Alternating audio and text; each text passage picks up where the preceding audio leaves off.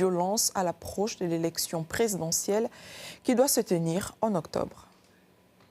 La situation en Côte d'Ivoire semble s'échauffer à quelques semaines de l'élection présidentielle. Certains craignent pour leur vie face à l'éventualité d'une nouvelle vague de violence. Violence qui habituellement afflue dans le pays à chaque campagne électorale. En conséquence, la fuite des populations vers le Ghana voisin.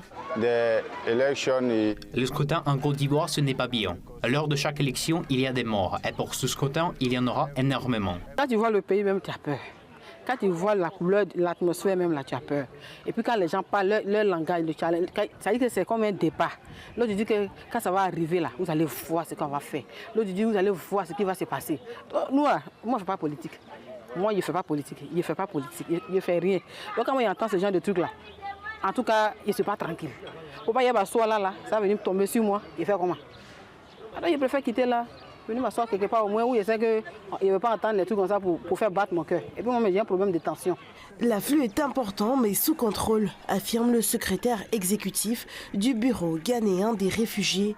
Selon lui, 186 réfugiés ont été enregistrés au cours des 3 dernières semaines, mais toute personne passe un examen du côté des services de sécurité du pays. Tout d'abord, nous n'enregistrons aucun groupe de réfugiés ni aucune personne qui ne soit pas autorisée par les services de sécurité. Par exemple, s'il y a un flux en provenance du Burkina Faso, les personnes entrant dans le pays pour obtenir l'asile sont d'abord reçues par le service d'immigration du Ghana. Celui-ci effectue un contrôle de sécurité avec le concours de ses homologues afin de les autoriser à entrer avant de les enregistrer. Nous ne travaillons pas en isolement. Lorsque le président ivoirien Laurent Gbagbo avait refusé de démissionner en 2010, un bain de sang a éclaté dans le pays qui a coûté la vie à plus de 3000 personnes. Plus de 40 Ivoiriens ont également été tués lors de la campagne électorale de 2020. Actuellement, la situation s'échauffe de nouveau. Alassane Ouattara est sur le point de se présenter pour un 4e mandat alors qu'un certain nombre d'hommes politiques de l'opposition ont été privés d'élections.